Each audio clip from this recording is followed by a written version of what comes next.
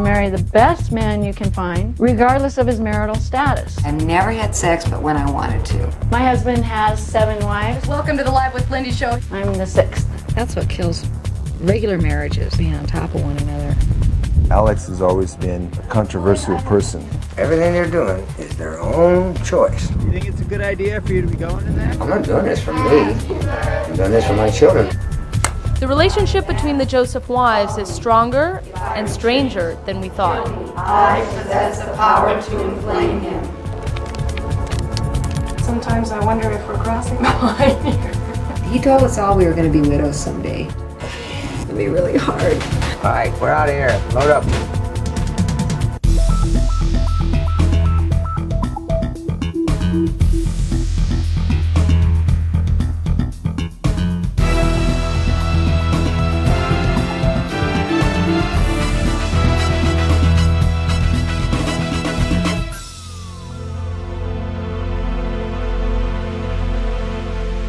Last time on Eyewitness. I am what is called in these parts a polyg.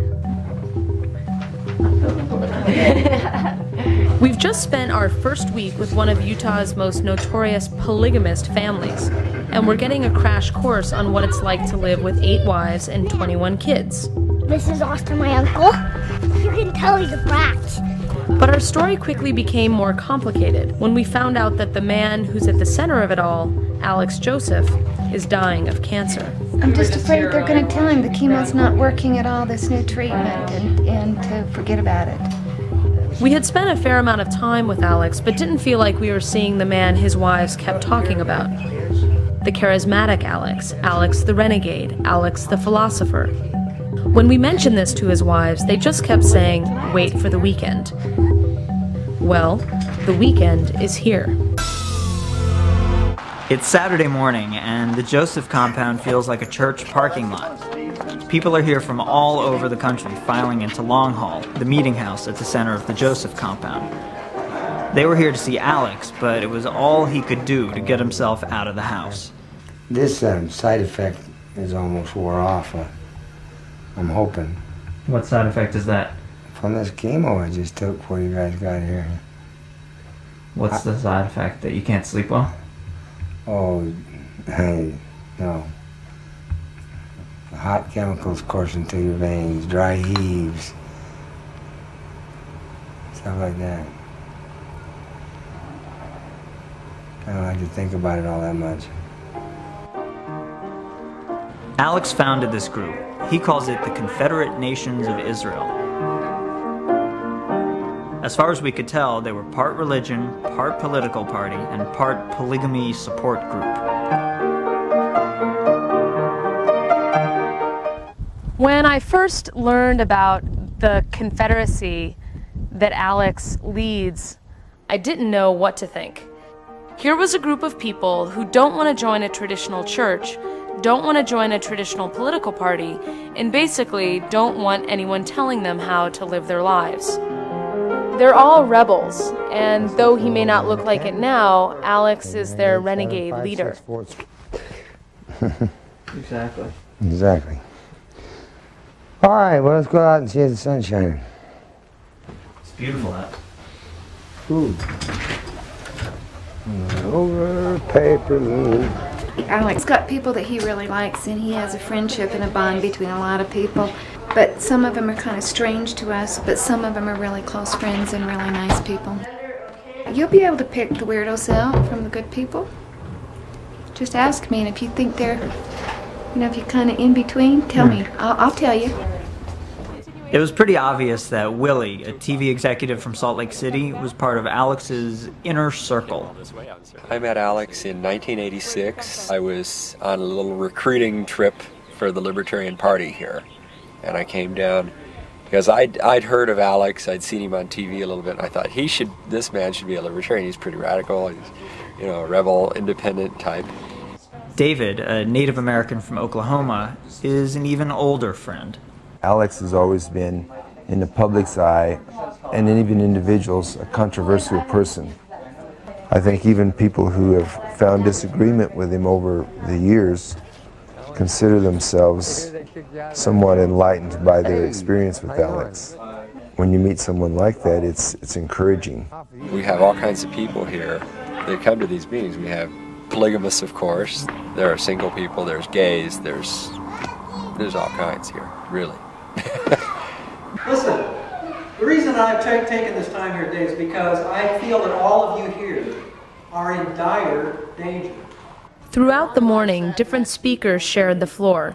But when Alex walked in, you could tell he was the reason everyone was here.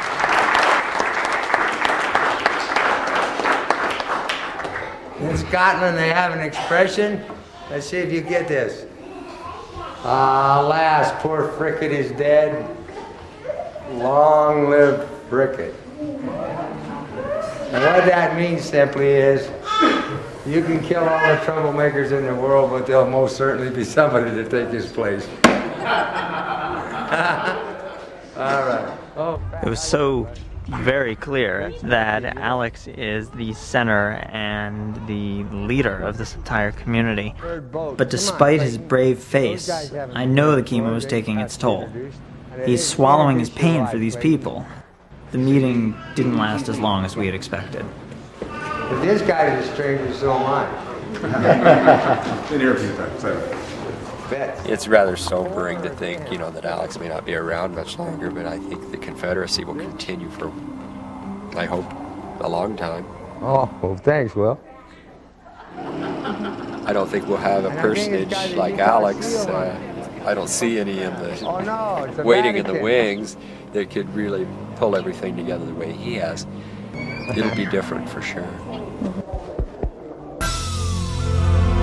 Everybody seems to have a different way of coping with Alex's imminent death, including his wives. I made my commitment with my husband, and I'm not interested in making another commitment to any other man.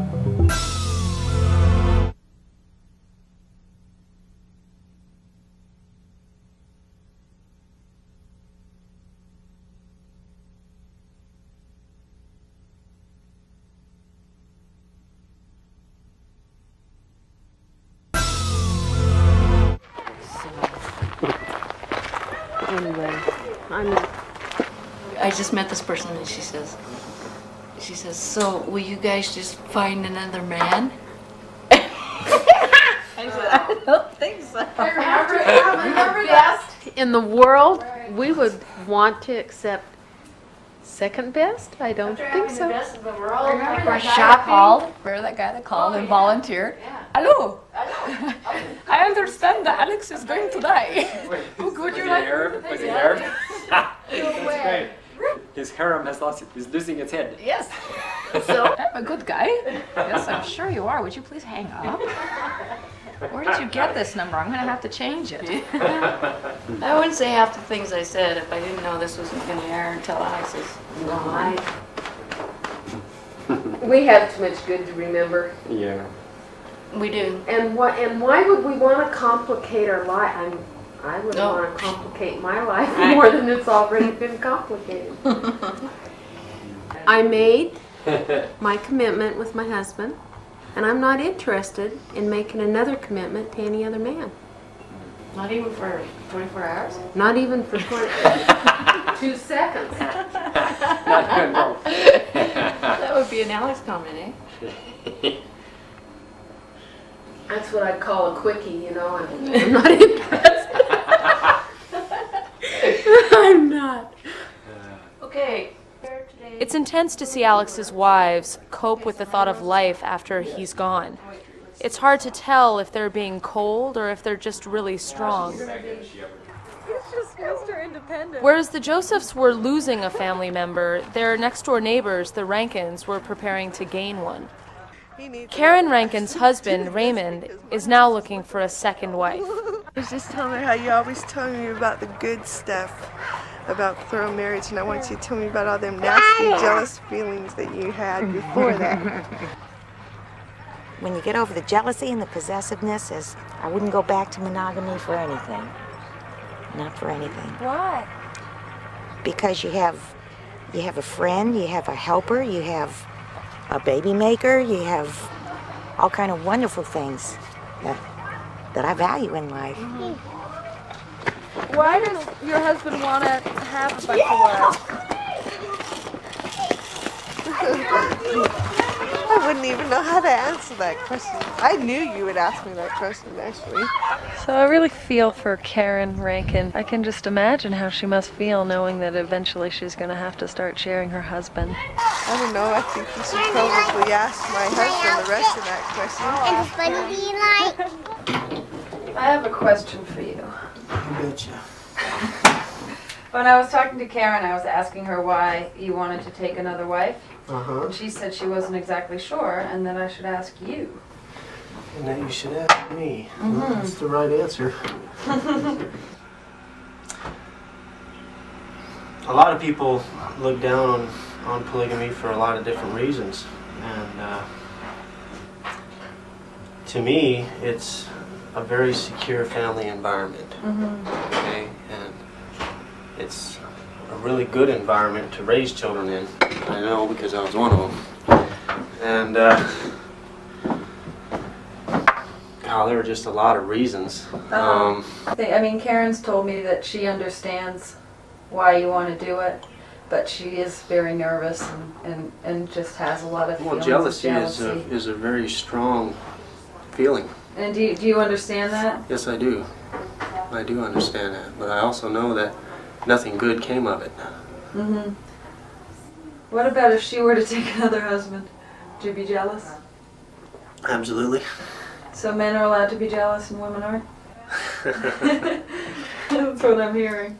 That's what you're hearing? Well, it just seems to be. You have a man and a woman. Obviously, God intended something when He created man and woman. All right? He intended for them to be together to procreate. Okay? Now, if you have a woman with more than one husband, Mm-hmm. okay, you're defeating that purpose. Mm-hmm. Can you see that? I'm asking you. Can you see that? Yes, but at the same time, if you have a man with, I mean, a woman can have however many kids she can have, and she can, 8 wives can have 40 kids, but 8 wives with 8 separate men would also have 40 kids. True. It's just whether you want all those kids to be yours or someone else's. No? I rest my case. Okay, so you want to have them all to be your kids. I'm a family man. Yeah. I love children. Did she know when you met her that you were planning to?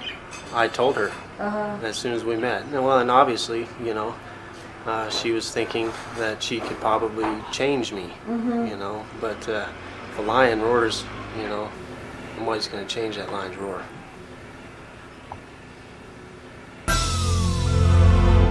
Alex's wives are teaching us, and Karen Rankin, a thing or two about jealousy. We always have tried to make sure that Alex had his own bedroom.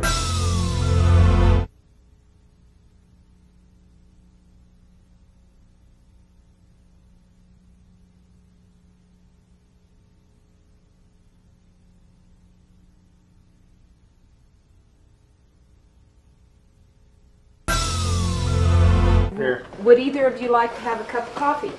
I would love a cup of coffee. One of the things that I have to say has surprised me is that I really genuinely like these people. And it's causing a bit of confusion within me because I've always felt that polygamy is wrong, or at least that it was one more way that society dupes women. And you're just kind of scared of the unknown, right?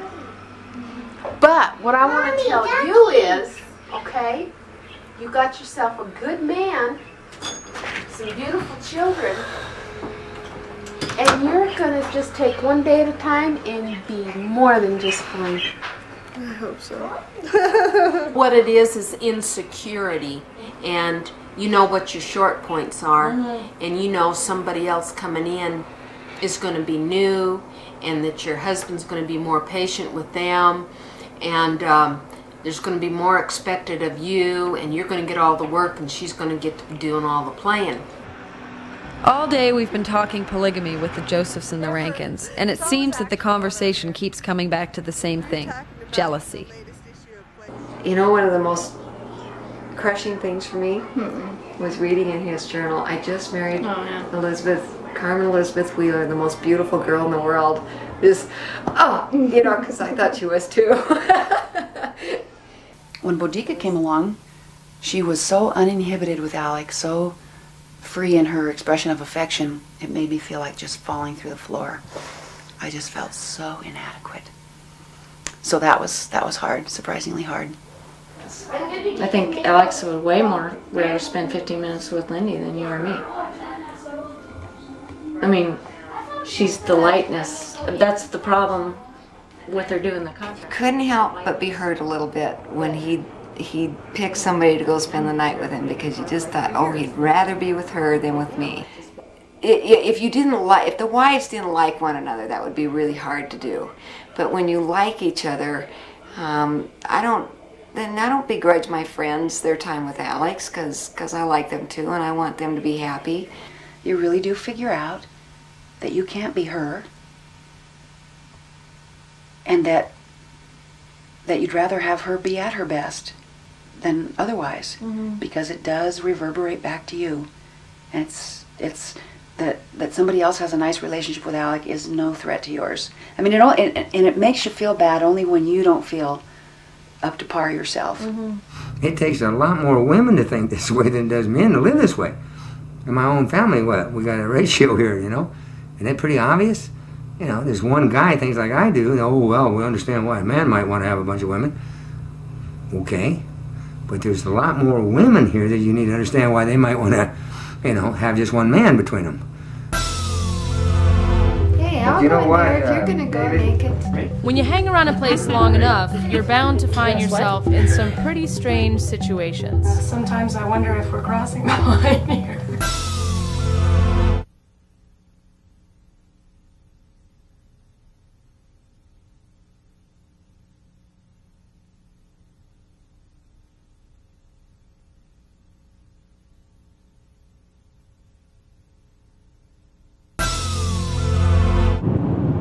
We're on our way to the Joseph's house because they have invited us to attend a sweat lodge.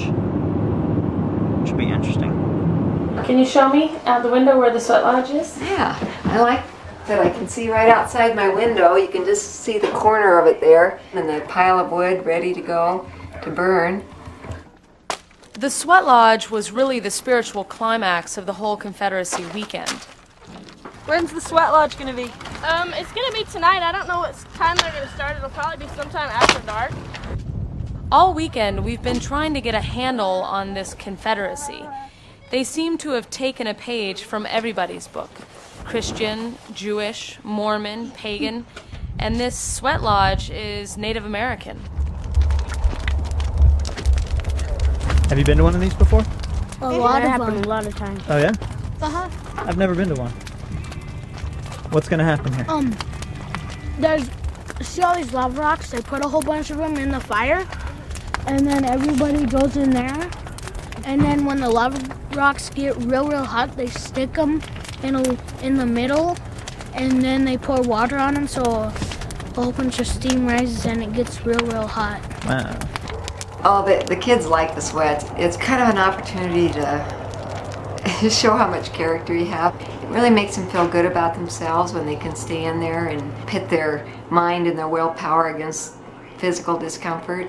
Around here, one of the things that I appreciate is people are encouraged to develop leadership in their own family. And the sweat lodge and other ceremonies like that promote you to develop your own vision rather than following someone else's vision. There's no negative energy that goes on inside of the sweat lodge. The hotter it gets, the harder you pray and the more you sing, and and then when you come out, you feel like $1 million. I haven't seen Alex. I don't think he's going to be going to the sweat lodge. I'll check on him now, see what he's up to. Hey, Dave. How you doing? Knowing the sweat lodge was such a sacred event, we were really surprised when the Joseph family asked us to put our cameras down and participate in it with them. Yes, did you say that someone would lend me a sheet? Mm-hmm. Is that what the women wear? Mm-hmm. Yeah? I think you'd really enjoy it. I mean, I really Sure, do. I will. I don't know. What am I supposed to wear? A towel? You can go naked, yeah, and all you need is a towel. Hey, But I'll you know go in what, there if you're gonna go David? naked. There's birds and stuff. Do you have an extra towel or a sheet for me? Really Okay, huh? I'll Have fun? find one. Yeah. Great. Tell your Ma, you I'll get one out of my birthday supplies. Dave, you gonna sweat? Definitely. I never miss an opportunity to sweat. Have you sweat before? Down here, yeah, it's a neat experience. You'll love it. This is the way you gotta do it, I've heard. Alex is getting all excited. Yeah. I can't see that person. Who are you? That's right. Great. Great. You're just my size. I'll film you filming Irene. Where are you from? Originally? No, right now. New York. So, I'm getting ready to go. I'm ready to go into the sweat lodge, but it's quite a ritualistic experience, and I'm going with these people that I've been filming for the past few days, and I am too. And sometimes I wonder if we're crossing the line here.